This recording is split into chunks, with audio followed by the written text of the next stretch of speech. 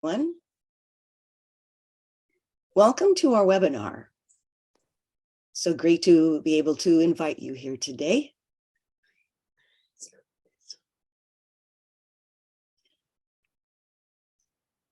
My name is Laura T. Peterson, and I will be involved in this webinar today, and I work at the California School for the Deaf.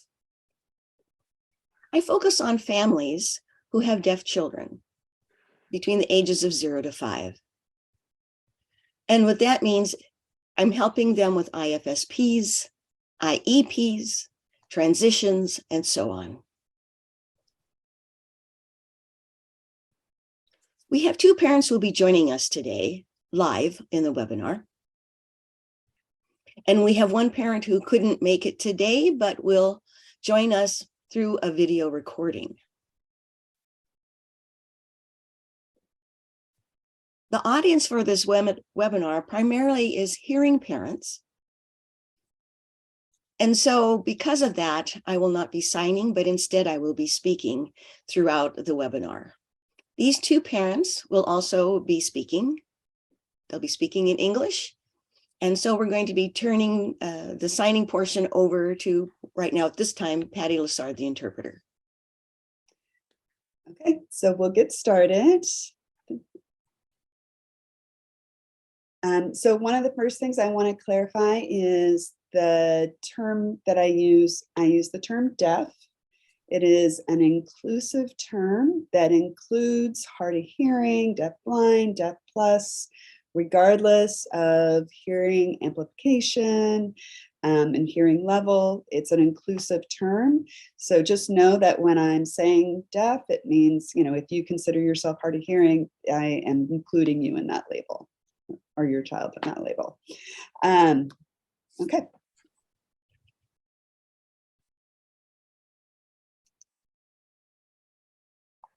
Got to get my mouse to the right place. There we go. So I think we can all agree that we want all children to have at least one language and have early access to one language. We want all our kids to be literate, academically at or above grade level. And this one is, the big one is that there is no reason to have lower academic expectations for our deaf students.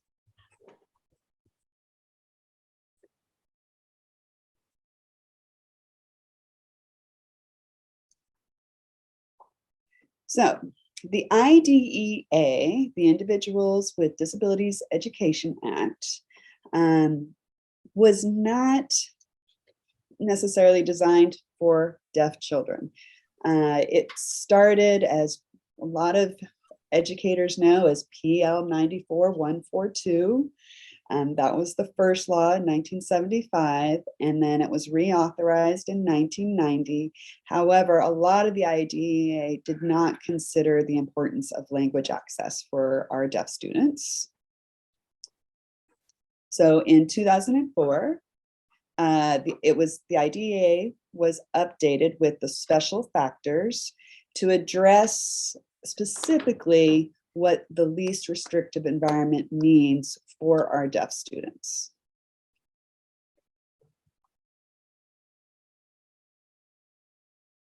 So these special factors are, you need to consider the child's language and communication needs. That's really the issue for our deaf students, and accessing the curriculum is often language and accessible language.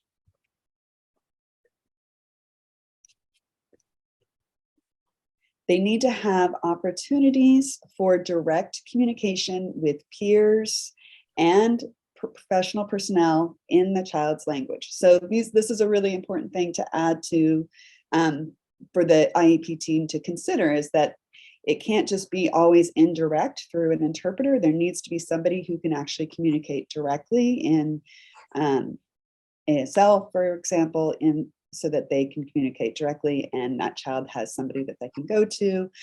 So that is something that the IEP team must consider.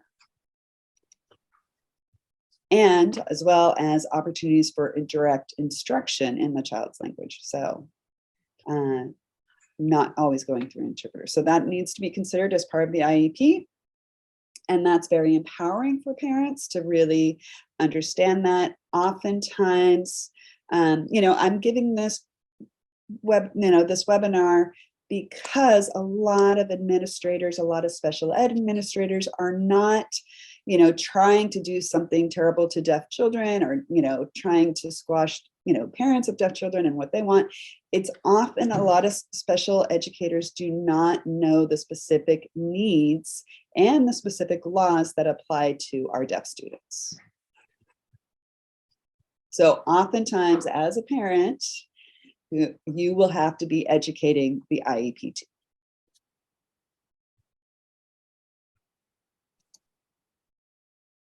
So I made a little handout. I don't, you can see it here. It's going to a lot of what I'm bringing up in this presentation is in this little nice handout that is in both English and Spanish. It is for families to be able to use and know what their rights are. So one thing I have seen a lot of is that, the child, at age 3, when they transfer from an IFSP to an IEP, they say, they can hear really well, or they can speak really well. They don't qualify for an IEP. And do not accept that because they're always going to be deaf. And there's going to be different challenges there. So they need to have an IEP, and so that you can ensure that they're getting the education that they should.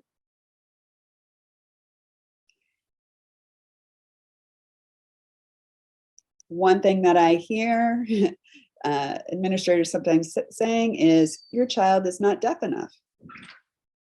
And that is just not true. In the IEP, the eligibility for the IEP, often you have the federal definitions are deaf and hard of hearing. The funny thing is that there's really no distinction between deaf and hard of hearing. There's no decibel level that says whether a child is hard of hearing versus deaf. So I encourage families to use the term deaf, because oftentimes the term, if you say put your child under the eligibility of hard of hearing, sometimes what they'll do is say, oh, well, they're not deaf enough. They don't need that service. They don't need, a deaf coach. They don't need, speech language services or whatever it is. So, so deaf is not a bad word. Feel free to use it. I know culturally it's a very, in the deaf community, it's a very accepted word. So, and it can actually help you get what you need for your child.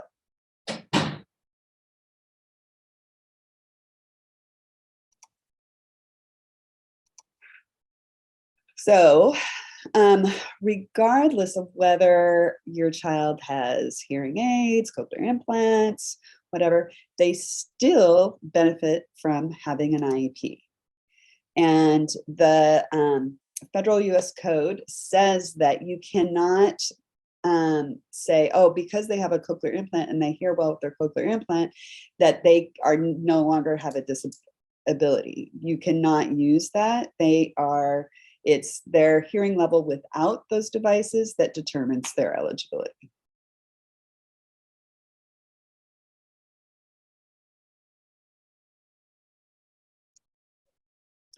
And the truth of the matter is that kids with even minimal or mild hearing levels still struggle academically and are 10 times more likely to be academically unsuccessful. So that's just something to keep in mind.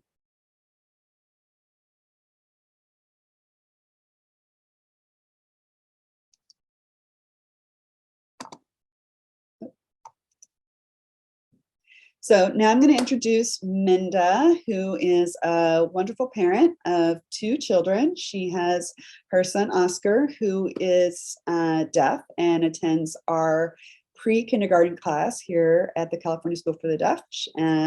Oscar has an older brother who is hearing and is in 2nd grade in Berkeley. When Oscar was born, the family immediately started learning American Sign Language. Oscar later got cochlear implants, but the family uses ASL and English at home. So I'll welcome Minda. I'm going to let you start your video screen. Okay, can you see me and hear me okay? Hopefully, yes. Okay, great. Well, thank you for having me. I appreciate being included in this webinar. I have so many thoughts on this that I have some notes to keep myself organized. But I am the parent of 2 kids. One's hearing and in 2nd grade, 8 years old, Leo, and one's deaf, Oscar, and he's here at CSD in the pre-K class. Oscar, in our house, we use ASL and English. Oscar has a cochlear implant, which he got quite young. He got, I believe, under the age of 1, so very early, but immediately we started using ASL. So regarding IFSPs and the transition to IEP, the best advice that I ever got was the IFSP tells the story of where your kid is going to go to school when it's time for the IEP. So it's your time to set up the argument for ASL. It's your time to set up the argument for CSD. And it's also a time for you to test out your team. Who do you like? Who's supporting you? Who's not supporting you? Because when it comes to the IEP, it's really like, it's on at that point. And so this is an opportunity for you to test people out and see how they do in the meeting, if they support you and your choices. So, okay.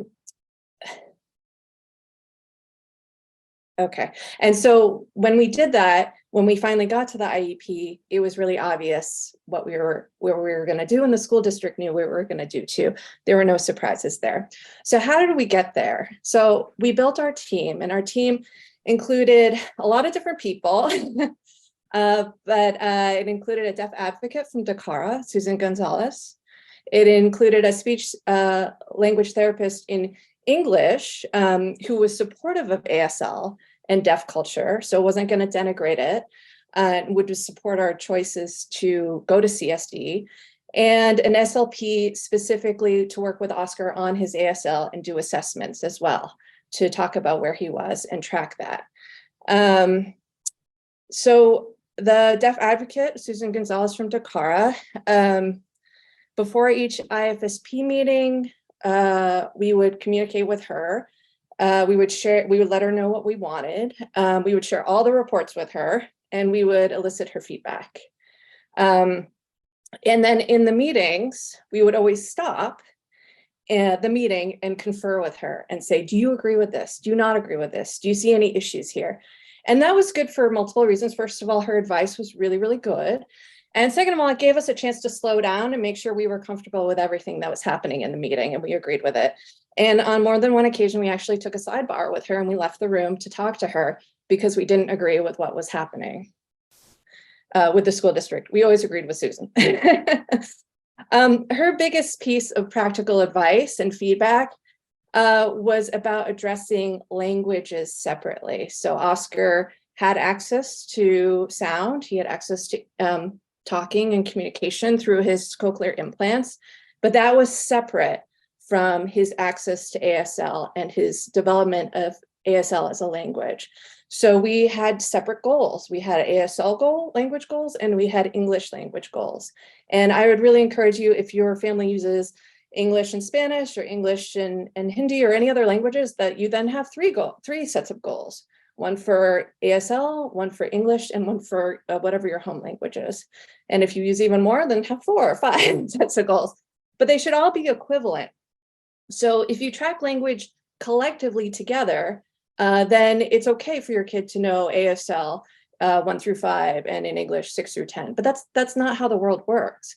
So it had to be, for us, he had to know the numbers 1 through 10 in ASL. That was one set of goals. And the numbers 1 through 10 in English, and so on. And they were separate, and they were tracked separately.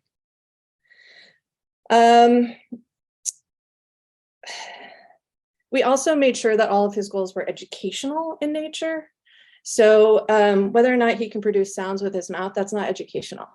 Can he say the words cat? But does he know what that means? Can he write it and can he read it?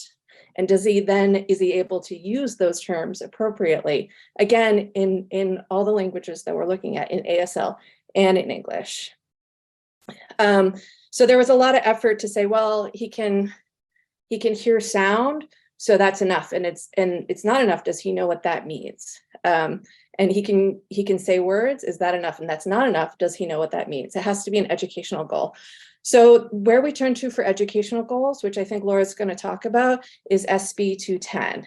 And SB 210 doesn't separate out languages. So we've had, the 6 to 12 month goals for ASL. And then we had the 6 to 12 month goals for English. And they were separate and they were tracked separately.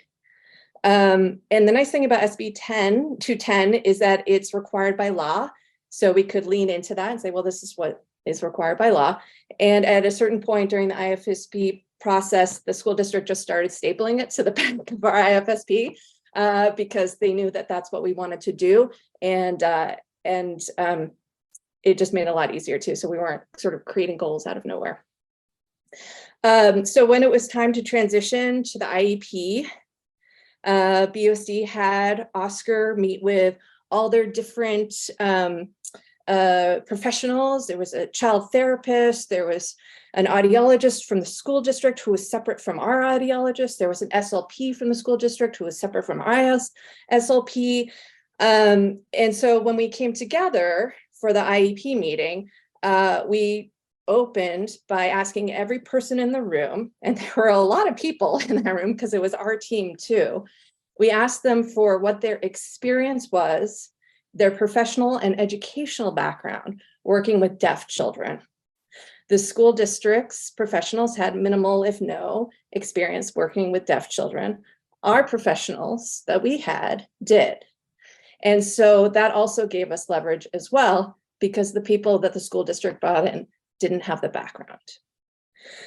One moment, please, to switch. Sure. Computers. Sorry, Patty.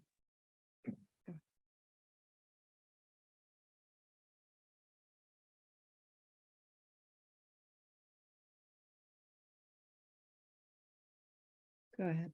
Okay, so I'll just finish off with this. Like I said, the IFSP was the story that we told to get us into the IEP, so that it would just be an automatic Oscar belongs at CSD. Oscar needs to have ASL access. Oscar needs these resources. And so there were no surprises, and we were very communicative before each meeting. This is what we're going to ask for. This is what we're looking for. So when we got to the IEP meeting, the school district opened with, we know that the parents and the family want Oscar to go to CSD. So this is a meeting about transitioning him to CSD. So it was easy. It was a lot of work up to that point, but that one meeting went a lot easier because of that. I think the last thing I just want to add is some really helpful terms that maybe Laura is going to share as well, but I just, pull out your pen and paper, because these are terms that we use a lot in IEPs and IFSPs, and they're very helpful because they send the right message. The first Laura talked about, which is the least restrictive environment, which the school district may interpret as sending your kid to a mainstream school, but really it's about a language-rich environment is going to be a least restrictive environment for a deaf child. Another term is access to language. Critical mass of signers. So a critical mass of signers is not just having a mainstream school with one interpreter that may or may not be very good at ASL. A critical mass of signers is having peers of your child, having different kinds of signers, having new signers, having old signers, having native signers, having learner signers, and people playing with words and using jokes and all those kinds of things. And the only place where you'll see that critical mass of signers is at a deaf school. You won't get that at a mainstream school. Another term is having access to numerous language models, which is the same thing that I was talking about, having multiple people model ASL. So again, it's not one interpreter, but rather a core of people that are giving language models to your child. Continuity of care and continuity of education. So if your kid is at CSD and they try to take him him or her out, that's not continuity of education. It's disrupting the education, and it's disrupting language access. And then the last thing is cultural competency. So the really nice thing about bringing your child into a deaf school is they have cultural competency, the culture of deaf culture, but also how to educate deaf children, how to make sure that when you're communicating with them, you're not standing, the sun isn't right behind your head or something like that, so they can't see you, making sure that they have a good line of vision, all of those things. Those are the things that you get at a deaf school that you don't get in a mainstream school, because deaf schools have cultural competency. So that's it. That's all I'll say. So thank you. Thank you, Minda.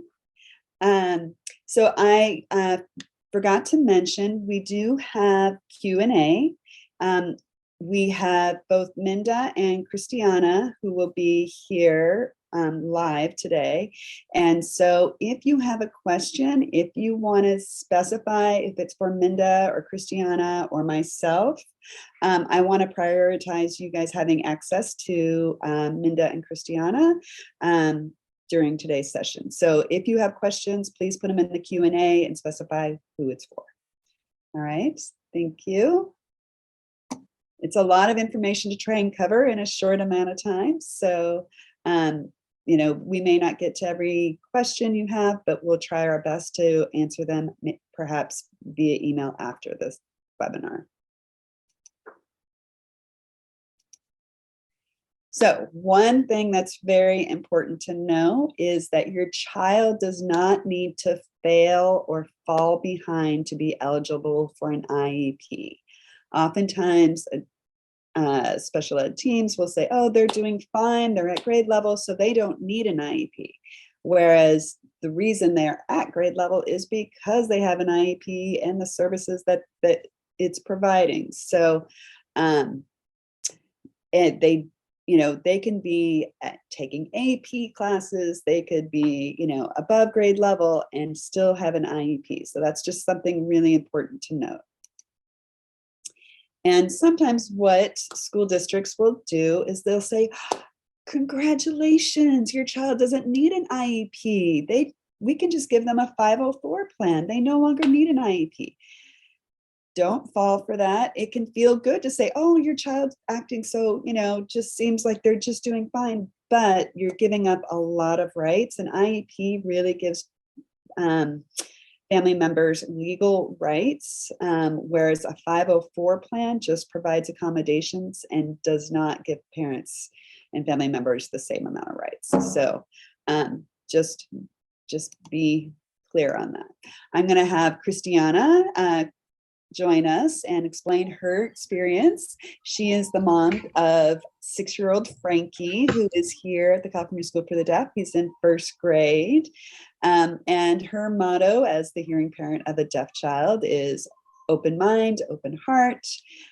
She hopes that sharing her experience with the IFSP to IEP transition can support other families in the journey. Christiana lives in San Francisco with her husband, Gino, their son Frankie, and their dog Ace, and she says she lacks a talent for learning ASL. I'm not so sure, but she does have a gift for water sports and networking, and most of all enjoys family time. So thank you, Christiana, for joining us. I'm going to shut my video so you'll be a little bit bigger on the screen. All right. Yeah. Well, you can all hear and see me, correct? Yeah, I'm going to go on that assumption. Thank you so much for having me here to speak today. It means a lot to me to be able to share my experiences. Really, what I wanted to share was that, and I really love the intro about don't give up your rights, because what I'm here to share about is that what was really hard for me in the transition IFSP to IEP is that I am a mom. My heart thinks I am just totally involved in my kid and what he does. I understand he has challenges, but I am so involved in what he can do on a day-to-day level that it was hard for me to turn around and put on what I now call my advocate hat and talk about what he can't do. Okay, so let me just pull out my notes so that I don't skip anything good because I wrote it out a little bit. So basically for me, it felt foreign and painful at first to say what my child can't do versus all the many things that they can do. But what I want to say is that it's critical that in the IEP, you ask for the support that your child needs to access learning. And that specifically involves talking about the things that your child is not doing. Okay. Now I'm able to switch from cheerleader to advocate at the drop of a hat. I take off my cheerleader hat where I say, my gosh, he's doing great. He can communicate. He can interact socially. And I say, this is where we're holding, this is where we're not hitting, where we're not all the way to counting up to 120. We are not having consistent writing. I can say all these things. And yes, it takes it, my heart still twinges at the things, at the challenges that Frankie faces, but it is much more important for your kid to get the support that they need to access education. And so what, in my experience, what I needed to do was again, just like Minda was talking about, is that I built a team to help me wear the advocate hat. Okay. Let me give you a little bit of information about Frankie. So Frankie has bilateral microtia with atresia, which means that he has, if you think of hearing as having both the outside parts or this pinna of your ear and then the inside equipment. Well, Frankie's got the inside equipment, but he does not have the outside equipment. So he does wear his Baha, so the bone anchored hearing aids. And if you are a Baha parent, I will be handing out my email later, and feel free to get in touch with me. I'm always available. I want to talk to you a little bit about building your team. I really want to echo what Minda was saying, is that build your team from people that you know and trust, and specifically have experience with deaf education.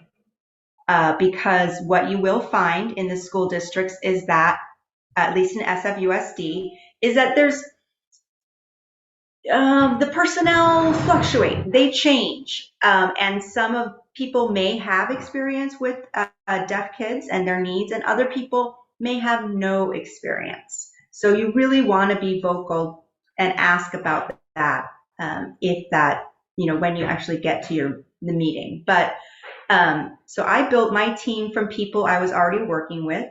Frankie went to preschool at SEED, which is Center for Early Intervention on Deafness. That is a school run by hearing people for deaf kids. And as a hearing parent, that was a good intro step for me, because it was foreign, the deaf community and what deafness meant for my child. I didn't know anything about it. So to have the step where I was very supported in that, in a hearing environment, was good for me. Now that may not be good for everybody. I encourage you to actively look at and critically examine what is right for you. But we took, at SEED, we are working with a teacher of the deaf. We are working with a speech language pathologist. We are working with an occupational therapist. We're working with a physical therapist. And so that's where I began my team.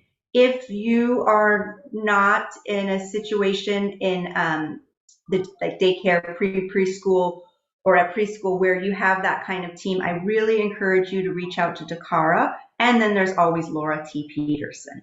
A team, I would urge you to get as many people as you feel you need on your team. But you know what? A team can be 2 people. Because one of the issues that I would share with you as a mom is that sometimes I would be meeting with people and essentially my brain would go kablooey, and the professionals would be talking, their mouths would be moving, and I was just not able to process a thing.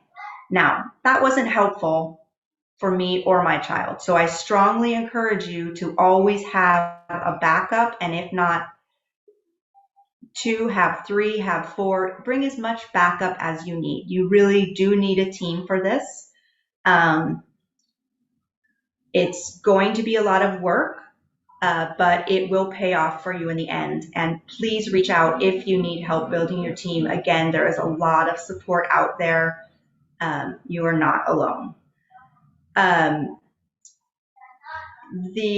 So building a team. The other part of building a team that I would like to share with you is that if at all possible, One moment, and please. with, Well, oh, beg one pardon. moment, please. We're going to switch with interpreters. Yeah.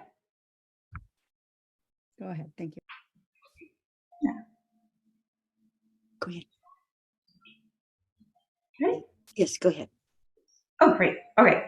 The other thing I would share that I did was that I reached out to parents through the seed preschool. I reached out to to parents of children who had also been in SFUSD. And I asked them, who was your LEA, your lead educational administrator? Were they good? Were they bad? What was your experience? And I got recommended one woman. I Googled her name on the internet, randomly found her cell phone number on a sheet of contact lists for SFUSD, and good thing it was her work cell. And I called her up and I said, you were recommended to me by another parent as someone who was amazing. Can I ask if you would be our LEA, or if you could keep an eye out for Frankie's, he's paperwork coming into SFUSD? And she said, oh, well, let me take a minute to process this. And she did. And then she said, great. I'm glad you contacted me. I'll keep an eye out for you. And she did end up being our LEA. She was absolutely fantastic. I would consider her now a personal friend. So do understand that you can have allies within your school district. Now, they may not all be your allies, or they may not be, how about this? They may not share your understanding of your child's goals or their needs as well as you and your team do. So again, assemble your team. So that's sort of the first part of my speech. The second part is that what I would like to leave you with is that goals will determine placement. Okay, so part of being able to talk about what your child can't do, as well as what they can do. But when you look at your goals for your child, that sort of array with goals, the array of goals is what will determine the supports that your child needs. And then that will determine your placement. Now, there's many ways to work it. If you have a placement that you feel is absolutely best for your child, go for it. Be aware that the school district is going to be very afraid of a word called predetermination. And Laura, correct me if I've gotten that incorrect, because they do not want, that's a big no-no in IEP, IDA land, because that means that they already knew what they were going to do before they met your child, and that's not acceptable. You need to go through the whole process. So in our case, we were not as well, because of my allyship with our LEA. They knew what we wanted informally, but when we were talking with them formally, we made sure to say that we are open to all the ideas, and we really want to hear from you, SFUSD. We want to work with you. We want to build a partnership here, because do remember that many times you will be with the same school district for a while. And so it's, in my opinion, it's best to go out with a grim determination to be as positive and pleasant as possible. What I would leave you with, I'll give you the top three as we go, but I would say to you, please practice the statement, I respectfully disagree, because that is something that has gotten me, I learned that from an advocate I worked with from Seed, and it has gotten me basically Frankie doing wonderfully at CSD. So what I would leave you with is that, remember, you need, for your IFSP to IEP transition, you need to take off your cheerleader hat and put on your advocate hat and talk about what your child is not doing, so that you can have accurate goals that will determine an appropriate placement for your child. And then the last thing I would leave you with is, don't be afraid to informally network. Ask other people about who was a good LEA, who did they work with well, and do not be afraid to cold call. So yeah, I think that's what I would share with you right now. I will leave you when we go into the Q&A. Will post my, as long as Laura thinks that's appropriate, I will give out my email, and I am available for questions. I have experience in the conductive hearing loss, BAHA world, and not the sensory loss, deaf child world. But in many ways, there's many overlaps, probably more so than differences. But thank you so much for this opportunity to talk with you. Thank you, Christiana. Some really great advice. Really appreciate that. Yeah, there was a lot of takeaways there. One of the things that I always try to tell families is you can invite anybody you want to your IEP meeting. And sometimes it's nice to have somebody who maybe is more disconnected, doesn't know your child well, and just takes notes, because it can be hard to remember things if you're emotionally involved. So thank you. There was a lot of good advice there. So I'm going to speed up a little bit on time, just because I want to get to also another parent who has advice for you guys. What's great that we have here in California that applies to deaf kids 0 to 5 is the state law SB 210, which requires the deaf children's language to be monitored every 6 months in both American Sign Language and spoken English, so that we know that they are making progress and are going to get to kindergarten ready for kindergarten. And that's helpful for parents to know where their child's at, so you can better say, my child doesn't have this and this and this, as you know, and put on your advocate hat and be able to do that. And a child needs to have an IEP in order to be doing that language monitoring at age 4 and 5.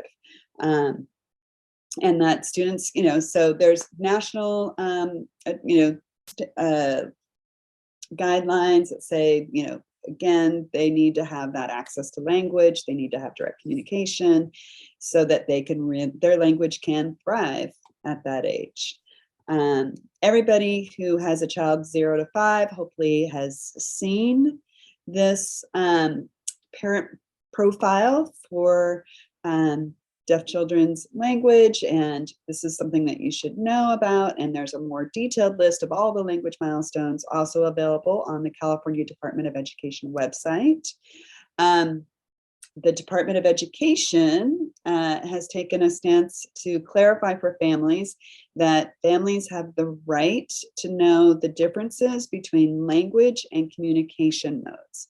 Communication mode is, for example, signed exact English is a communication mode or tool.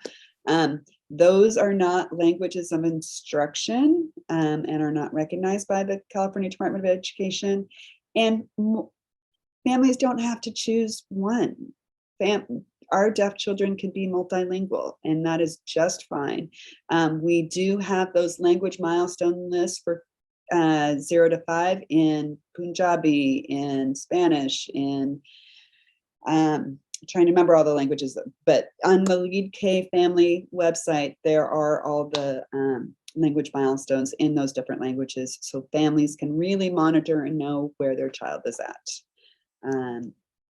So unfortunately, deaf children have not been doing well in the state of California academically. That's the impetus for passing SB 210, so that we make sure that they get that early language, which really has a long-term impact on them academically. So unfortunately, in the state of California, this is as of 2016, this is the only year that we got this data, was only 18% of deaf children and 35% of what was hard of hearing children on their IEP were at grade level. So that's disappointing. I'm not going to spend a lot of time on this. I do have this information on another nice little flyer. This is really good to share with your IEP team, your administrators, so that they understand the really important issues that are specific to deaf children. So why do we think they're the worst performing? It really comes down to language. Only 85% of students are not getting a bilingual ASL and English teaching approach. So I feel that has a lot to do with it. Again, 70% of families are not signing with their deaf children, and this is often because they're following the advice of medical professionals. And so I would love, my dream is, in my lifetime for this to change, for families to be encouraged to sign with their deaf child, regardless of their hearing level. And it is, if they pick up spoken language, great. It is not a problem to be bilingual or multilingual with American Sign Language in the mix. So, and another question, we've had IFSPs and IEPs and all the related services that are required for deaf children. Has it made a difference? And if this is from research, just looking at how our students are doing based on speech and spoken language, they've gotten early identification, early amplification, early enrollment with early start, home visit services, and they're still underperforming. So that's where I say it's really about language, and that we need to focus more on making sure that they have that early access to language. We were lucky enough to get researchers from Boston University and Rochester Medical University to come out and look at our test scores here at the California School for the Deaf for our kids 0 to 3, and noticed that kids who started before the age of 3 were at grade level or above. Later in like by high school, they were very much aligned with those children who had deaf parents and had always had language. You can see in this third box over here, where you have kind of the red line and the light blue line, those are the students who come into the California School for the Deaf later. And their scores are all over the place, but they are generally much lower, and it's hard to make up that lack of language at that age. So your child can be above grade level with the right support. So, one of the things that I think Christiana mentioned was the goals. They're always at risk. One of the things you can do is have advocacy goals that are really important. They're going to need to know how to get access in, if they go off to, California State University, they're going to need to know how to use an interpreter, how to, get a note taker, how to advocate for themselves. That's something that they're going to need to do as an adult for their whole life. That's something that you can have them have on their IEP. One moment while we switch interpreters.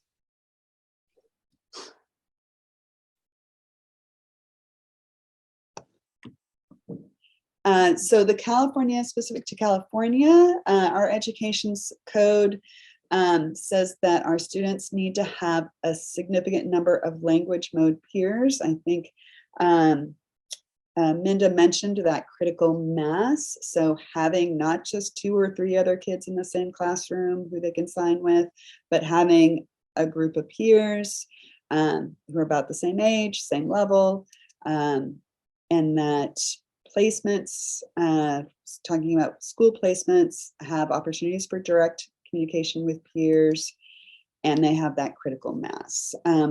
One other thing, advice I'd give is that you can go visit any program. So I have had parents be told, oh no, you can't go visit this program until we decide it's an appropriate placement. As a parent, family member, you have the right to be educated. You can go visit different schools, different programs, and so you know what the landscape is.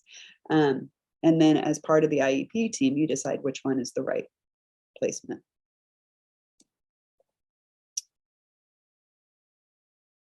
So your child has the right to a deaf and hard of hearing education. I am going to go on to introduce Vicki Olay, who has a video here to share with you. So she actually has 3 deaf children, ages 16, 13, and 5. She's a volunteer parent representative for our middle school department here. I have worked with her for a while. She has worked with families as a Parent Links mentor, family resource specialist, Parent Links grant coordinator. So in 2015, they moved here to Fremont so her children could attend California School for the Deaf. And she's not here right now because she's in class because she is getting her master's degree in deaf education at Fresno State. So I'm going to start this video. Hi everyone, my name is Vicki Olea. I am a mother of 3 deaf children. Their ages are 16. Hi everyone, Sorry. my name is Vicki Olea. I am a mother of 3 deaf children. Their ages are 16, 13, and 5. And we currently live in Fremont. I'm going to be sharing a little bit about my journey navigating.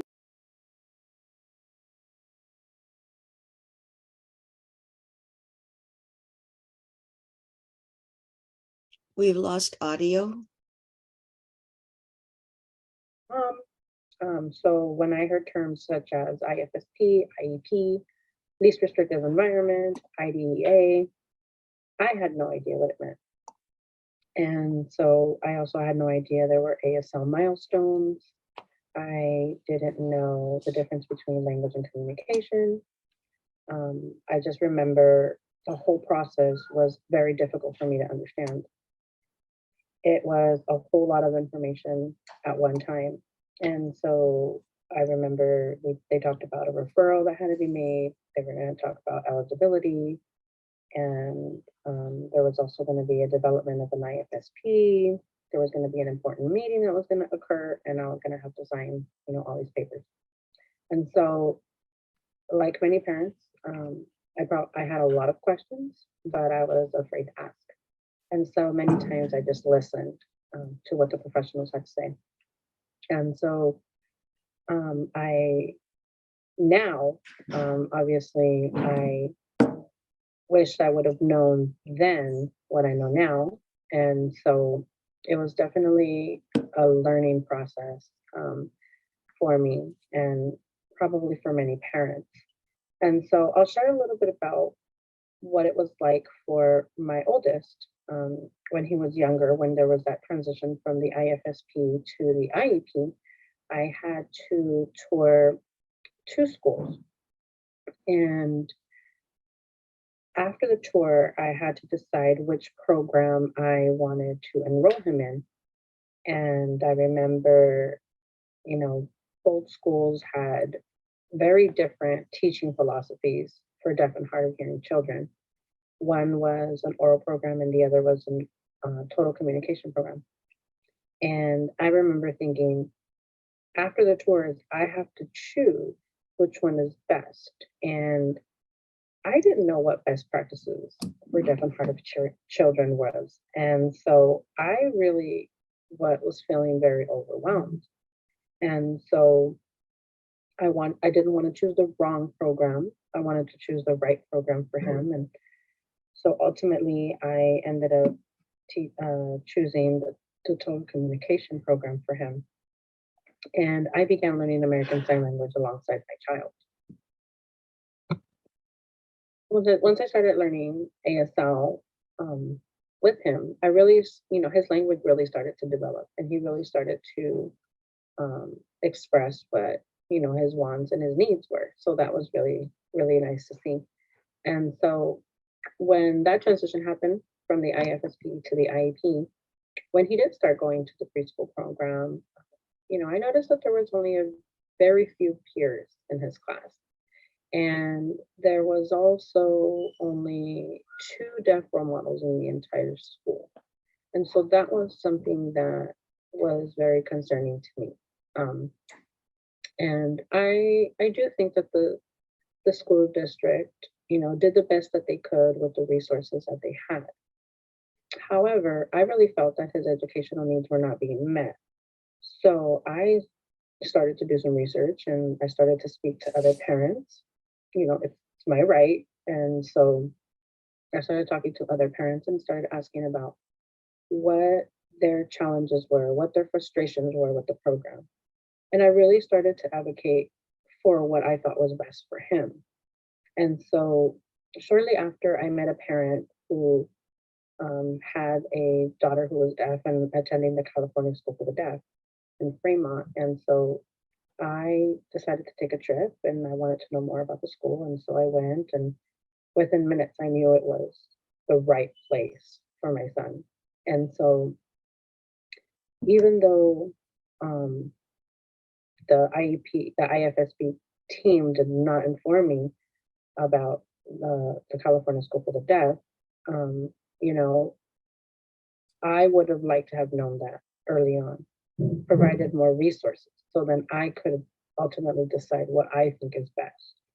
And so, even though the team, whether it's the IFSP or the IEP team, they have to consider opportunities for direct communication with peers and professionals at his local school district.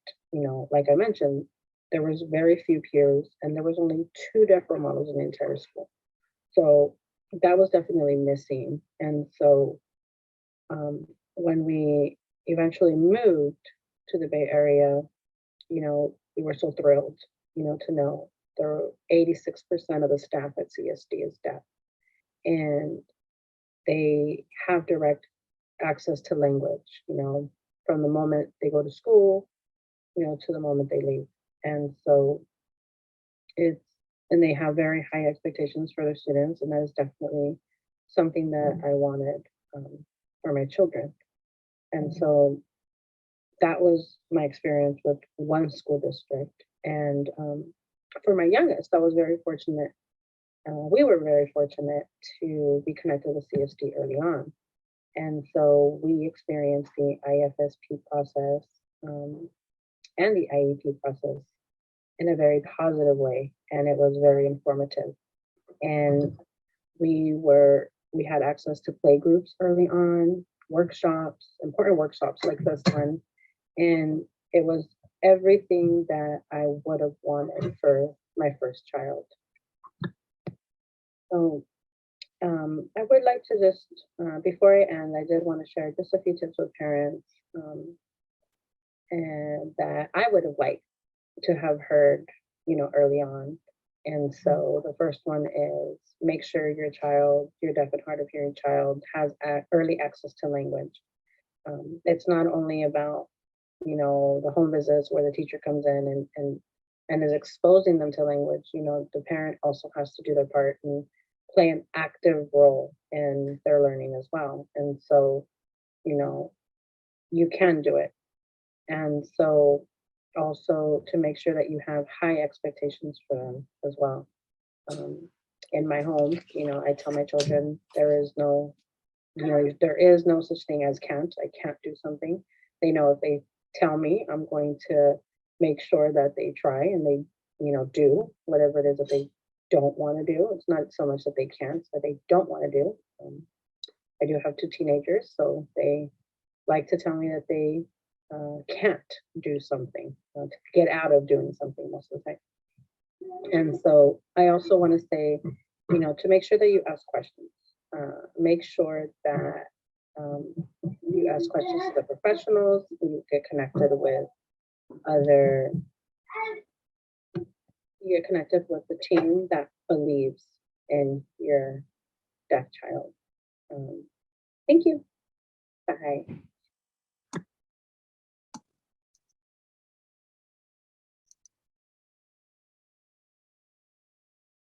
All right. So I appreciate Vicki sharing her experience and wisdom, even though she couldn't be here in person. I was able to see a little bit of the Q&A. Christiana and Ali, I will be happy to connect you guys. So I want to get to your questions, and I just have, I think, this one last slide, just being clear how deaf education is different from special education. Generally, you want an environment that has a rich language learning environment. Deaf students can have the same curriculum as any other student. So, here at the California School for the Deaf, we follow the Common Core curriculum. We do all the state assessments that are required of any public school. Deaf students should not be exempted. You want to know where your child is and how they're doing on these tests. Incorporates deaf community capital wealth. That's a whole other workshop. If you don't know what that term means, we have, I think, previous webinars on this that you may be able to find. And you want teachers who have high expectations of your child. So with that being said, we have just a couple of minutes. If there's any questions, I'm trying to see if I can get to, I see Maria has a question, but I can't actually see the question. And maybe Julie can help me here, who I know has been monitoring the questions. So yeah, I'm happy to connect you guys. That's all for, unfortunately, here's my contact. I will be sharing these via email with everybody who registered. These are really nice, informative little things that you can use to remind yourself and educate others during the IEP process. I'm really sorry that I can't seem to see the Q&A right now. So I will happily respond to those questions. Sorry, I have Larry here trying to help me get to that. I can see the Q&A. Do you want me to read it to you? Would that be helpful? Oh, nope, Larry just got it for me. Okay. So I can, so I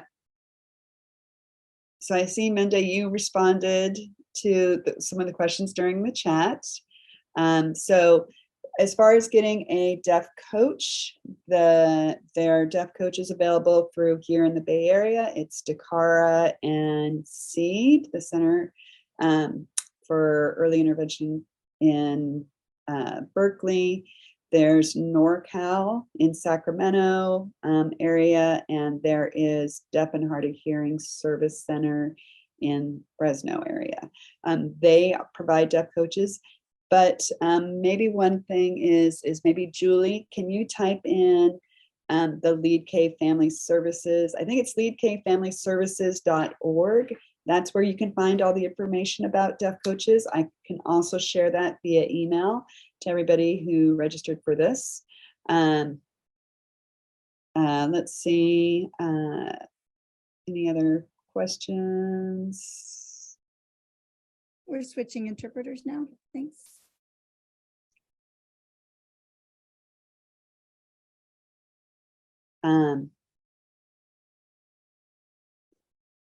So yeah, so there's a question about, articulation for a child, and that, I think, Minda, mention that that's not actually an academic goal. It's a skill, a speech skill.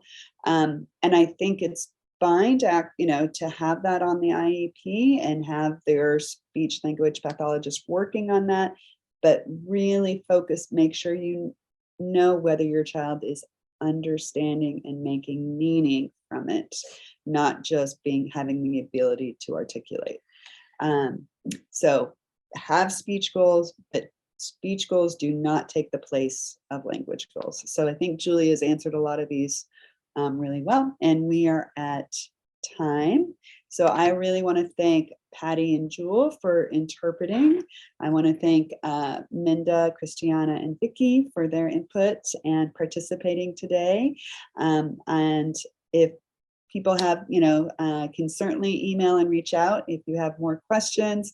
You could spend a whole day on this topic. And thank you, Julie, for responding in the chat. So thank you very much for being here, and happy Friday. Stay warm and dry. It's cold out there here in California. Okay. All right, take care. Bye.